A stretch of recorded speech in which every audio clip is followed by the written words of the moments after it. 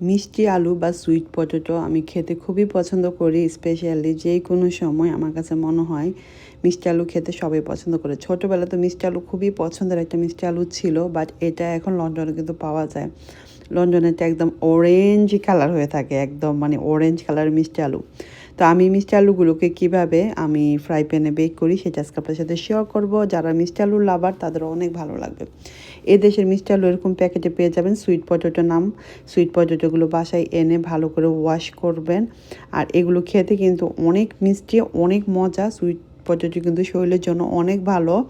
আপনারা কিন্তু সপ্তাহে 1 থেকে 2 দিন এই সুইট পটেটো আপনাদের রাতের ডিনারে বা লাঞ্চে রাখতে পারেন।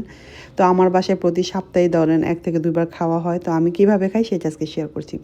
এরকম সার্কেল শেপ করে কেটে নেবেন, অথবা লম্বা শেপ, আপনাদের যেই শেপের পছন্দ সেই শেপের করে 2 ফিঙ্গার করে কেটে নেবেন। এতে করে কি তাড়াতাড়ি হয়ে যায় বেক করাটা। আপনার এয়ার ফ্রায়ারে, ওভেনে, এমনকি ফ্রাই প্যানও করে নিতে পারবেন। বাট ওয়াশ করা যাবে না, পানি কিন্তু ছোঁয়া যাবে না। আগেই ওয়াশ করে ড্রাই করে নিতে হবে স্কিনটাকে, ঠিক আছে? পানি থাকলে খুবই সফট এই মিষ্টি আলুগুলোকে। এখন আমি সুন্দর করে বিছিয়ে দিব, ঠিক আছে? এখানে আমি প্রায় 1 কেজির মতো মিষ্টি আলু নিয়েছি, সুন্দর করে বিছিয়ে দিব।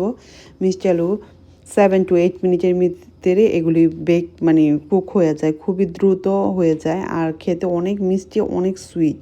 তো এখনও অনেকে যারা খান নাই যে সুইট পটেটো, তারা কিন্তু অবশ্যই খেতে পারেন। যাদের হাই ব্লাড প্রেশার আছে, ডায়াবেটিক্স আছে, এইসব রোগীদের জন্য কিন্তু সুইট পটেটো অনেক ভালো। তো চেষ্টা করবেন সপ্তাহে 1 বার বা মাসে 2 বার খাওয়ার জন্য সুইট পটেটো। লো ফ্লেমে আমি এটাকে লিড দিয়ে বসিয়ে রেখেছি। 3 to 4 মিনিট পর একটা পাশ কিন্তু অলরেডি কুক হয়ে গেছে। এখন আমি উল্টিয়ে দিব। যেভাবে আমি উল্টিয়ে দিব। একটা পাশ আমি একটু পোড়া রাখতে পছন্দ করি। আপনারা যদি পোড়া না রাখেন তাহলে কী করবেন, আগে এটাকে বের করে নিতে হবে। তো এরকম পোড়া করে রাখছি, এতে করে আমার কাছে খুব বেশি ভালো লাগে। আবার আপনারা পোড়া ছাড়াও আপনাদের পছন্দ মতো এটাকে আপনারা চাইলে এয়ার ফ্রায়ারও বেক করে নেবেন। আর আমার কাছে মনে হয় ফ্রাই প্যানে খুব দ্রুত হয়ে যায় এয়ার ফ্রায়ারের চাইতে। তো বাসায় যখন আমি রান্না করি, আমি এই কাজটা দুপুরেই করে ফেলি, এতে করে আমার জন্য খুব সুবিধা হয়। আর মিষ্টি আলুটা যখন ঠান্ডা হয় তখনই খেতে খুব বেশি ভালো লাগে। গরম চাইতে মিষ্টি আলু ঠান্ডা হলে খেতে টেস্টটা বেশি সুইট পাওয়া যায়। আপনারা যারা গরম লাভার তারা গরমও খেতে পারেন। তো এভাবে করে আমারটা অলরেডি কুক হয়ে গেছে, দেখতেই পারতেছেন। একদম যখন আমি ফর্ক ঢুকাচ্ছি একদম নরম হয়ে ভিতরে ঢুকে যাচ্ছে। আমি এই পর্যায়ে এগুলোকে নামিয়ে নিব। এর বেশি আমি আর বেক করব না। আমি একটু শক্ত বেক রাখতে চাই। খুব বেশি নরম হয়ে গেলে খেতে ভালো লাগে না, আমার কাছে লাগে মিষ্টি আলুটা বেশি মানে সফট হলে একটু শক্ত থাকবে, আবার একটু নরম থাকবে এরকম, আবার বেশি হার্ডও না, মানে মিডিয়াম যেটা আমরা পছন্দ করি আমার কাছে এটা। আপনারা যদি আরেকটু নরম চান তাহলে কী করবেন, আর একটু সময় বেশি রাখবেন, তাহলে এগুলো একদম নরম হয়ে যাবে।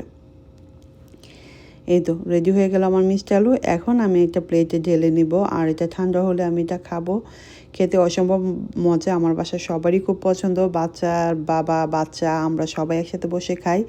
আর এটা আমার সপ্তাহে 2 বার, তো বললামই আমি এটা মানে আমার করতে হয়, কারণ সবারই খুব পছন্দ। জাস্ট স্কিনটাকে অফ করো, আপনি খেতে পারেন, স্কিন সহ খেতে পারেন। আমি স্কিন অফ করে খাই। দেখেন কালারটা একদম অরেঞ্জি কালার, সুইট একদম, মানে একদম পানসানা আর আঠালো মিষ্টি আলুটা, খেতে অসম্ভব মজা। আপনারা এভাবে ট্রাই করবেন। আমার ভিডিও যদি ভালো লাগে, আবারও বলছি পেজটাকে ফলো দিয়ে আমার সাথেই থাকবেন। নতুন রেসিপি এবং ব্লগ আপনার সাথে শেয়ার করবো। Thank you for watching.